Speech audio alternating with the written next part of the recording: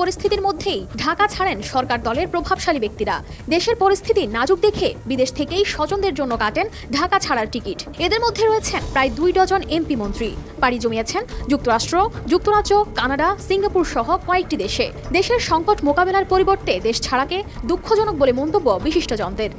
দেশের পরিস্থিতি দেখে আমাদের বড় বড় প্রভাবশালী লোক যেগুলো বাংলাদেশ প্রেমিক, তারা দেশ ছাড়ি বিদেশ চলে গেছে। কেন? দেশের পরিস্থিতি দেখে কেমন আমাদের জন্য দরদ, আমাদেরকে এভাবে বিপদে রেখে চলে গেল। আপনারা পুরো ভিডিওটা একটু ভালো করে লক্ষ্য করুন। আবার কিছু কিছু আমাদের দেশপ্রেমিক ফেরত আসছে, এভাবে কেমনে ফেলা যাবে, আমাদেরকে নিয়ে যাবে না, সেজন্য আবার আইছিল। আপনারা পুরো ভিডিওটা সুন্দর করে চান ভাই। বৈষম্য বিরোধী ছাত্র আন্দোলন ও দেশের সহিংস পরিস্থিতির মধ্যেই ঢাকা ছাড়েন সরকার দলের প্রভাবশালী ব্যক্তিরা। দেশের পরিস্থিতি নাজুক দেখে বিদেশ থেকেই স্বজনদের জন্য কাটেন ঢাকা ছাড়ার টিকিট। এদের মধ্যে রয়েছেন প্রায় 2 ডজন এমপি মন্ত্রী। পাড়ি জমিয়েছেন যুক্তরাষ্ট্র, যুক্তরাজ্য, কানাডা, সিঙ্গাপুর সহ কয়েকটি দেশে। দেশের সংকট মোকাবেলার পরিবর্তে দেশ ছাড়াকে দুঃখজনক বলে মন্তব্য বিশিষ্টজনদের। এমনকি এ নিয়ে সরকার দলের মধ্যেও সৃষ্টি হয়েছে নানা আলোচনা সমালোচনা। একটি জাতীয় দৈনিকে প্রকাশিত প্রতিবেদনে জানা যায় এমন তথ্য।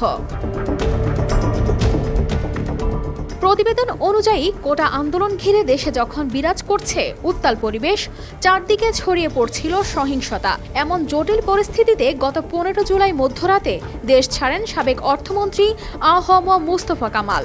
পরিবারের 5 সদস্যকে নিয়ে তিনি রাত 1:40 এমিরেটস এয়ারলাইন্সের একটি ফ্লাইটে লন্ডনের উদ্দেশ্যে ঢাকা ত্যাগ করেন। একদিন পর 16 জুলাই লন্ডন যান ঢাকা 16 আসন মিরপুরের এমপি ইলিয়াস মোল্লা। পরে তিনি 26 জুলাই দেশে ফিরে আসেন। একই দিন পরিবারের 11 সদস্য নিয়ে কুমিল্লা 11 আসনের এমপি ও সাবেক রেলমন্ত্রী মুজিবুল হক যান দুবাই। এছাড়াও ইমিগ্রেশন সূত্র জানায়, প্রাথমিক ও গণশিক্ষা মন্ত্রণালয়ের প্রতিমন্ত্রী অধ্যাপক রুমানা আলী পরিবারের 4 সদস্য নিয়ে 16 জুলাই পাড়ি জমান মালয়েশিয়ায়। এদিন আরও 2 এমপি যান বিদেশ।